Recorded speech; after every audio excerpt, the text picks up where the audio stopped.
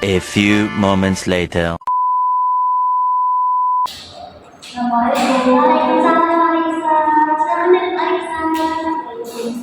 Masa gimana tadi jalan jauh? Jauh ibu. Emang dari mana Aisyah? Aku dari Tangerang. Oh Tangerang, ya ibu. Tadi macet nggak? Lumayan sih ibu, macet sedikit macet ya. Alhamdulillah ya, alhamdulillah sepertinya. Sendiri apa sama siapa? Sendiri ya. Ya selamat pagi Alisa, pagi ibu. Ya, sebelumnya saya ingin mengucapkan terima kasih karena kamu sudah berkenan hadir untuk kesini. Saya ingin menyampaikan kalau apa yang harus disampaikan di sini itu sifatnya rahasia. Nah, bagaimana Aisyah kabarnya hari ini Aisyah? Alhamdulillah ibu cukup baik. Alhamdulillah begitu ya. Semoga sehat selalu ya Aisyah. Baik Aisyah, apa yang membuat kamu ingin konsultasi hari ini? Jadi ibu aku tuh merasa kalau aku tuh orangnya kayak enakan dulu. Terus aku juga agak sulit gitu kalau minta teman. Jadi gak enakan ya dia. Baik Aisyah, boleh ceritakan pengalaman yang sering terjadi? Jadi gini bu, aku punya tetangga, terus tetangga aku tuh sering minta tolong ke aku gitu buat kelasnya kalau dia ada urusan. Nah padahal aku juga sering ada urusan sendiri gitu ya. Tapi aku kadang tetap ngiyain gitu. Sekarang ya karena sulit gitu buat tolong. Baik Aisyah. Nah biasanya tuh apa sih yang kamu rasakan ketika kamu selalu dimintai permintaan seperti itu terus sama tetangga? Kalau awalnya sih ya emang iya itu karena emang bantu kan bu. Tapi lama-lama kayak sakit itu gitu. Kadang kesel juga sendiri karena nggak bisa nolak. Baik bisa. Kamu tuh selalu mengatakan aku bisa gitu ke tetangga kamu. Sebenarnya aku tuh ada rasa takut gitu kalau aku nolak. Aku takut dibilang kayak pelit gitu, takut dibilang sombong. Terus juga aku takut kayak bermain sama tetangga itu kurang baik kalau misalkan aku nolak gitu.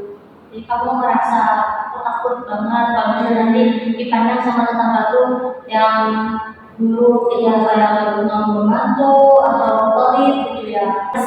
Saya ingin mengenal Alisa lebih dalam. Nah sejak Alisa kecil, bagaimana orang tua Alisa itu mendidik Alisa ketika ada seseorang yang ingin meminta bantuan? Dulu sih orang tua bilangnya kalau kita tuh harus membantu orang lain sebisa mungkin. Nah kalau misalnya Alisa menolak itu respon orang tua Alisa gimana? Orang tua sih bilangnya kayak kita tuh harus lebih peduli sama orang lain. Itu jangan sampai bikin orang kecewa. Oh iya. Alisa anak berapa?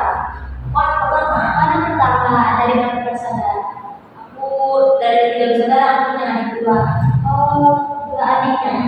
Nah Alisa, apakah Alisa yang sebagai anak pertama itu harus selalu menjadi contoh atau harus selalu mengalah? Iya, aku merasa itu sih karena aku anak pertama jadi aku merasa kayak harus jadi contoh gitu buat adik saya dari aku. Baik, Alisa. Kalau mengingat masa kecil Alisa, ada nggak sih pengalaman yang mengingatkan pada peristiwa Alisa selalu menolong orang lain? Gitu benar? Waktu itu sih pernah waktu SD, aku pernah ini bu nolak temen aku buat minjemin mainan aku gitu. Terus dia temen aku tuh langsung marah sama aku dan gak mau main sama aku gitu. Nah apa yang kamu rasakan sih? Aku sih ngerasa sedih gitu bu. Ya nanti dianya marah ya karena saya terus ada rasa bersalah juga. Nah, dari cerita yang kamu sampaikan, saya melihat ada sebuah pola. Nah, sejak kecil, kamu selalu mengingat bahwa menolak permintaan orang lain itu bisa menganggap bahwa kamu itu dianggapnya buruk gitu ya. Sehingga kamu selalu merasa kecewa atau takutnya dijauhin sama teman. Nah, karena itu kamu memilih selalu mengiyakan terus permintaan orang lain. Nah, bagaimana menurut Alisa? Apakah perasaan itu ada? Iya, jadi kayaknya juga baru sadar deh kalau aku tuh kayak takut buat lihat dari Alisa itu ada pribadi yang mandiri, peduli, dan selalu membantu orang lain. Namun, kemampuan diri sendiri mengatakan tidak itu berarti bukan kamu orang jahat. Gitu, aku sih sebenarnya belum pernah kayak gitu sih Bu. Iya, Alisa. Nah, coba kita mulai challenge. Bagaimana jika 1 minggu ini kita mulai langkah-langkah. Nah, jika ada orang yang meminta bantuan ke Alisa atau permintaan ini kepada Alisa, Alisa katakan tidak dengan sopan.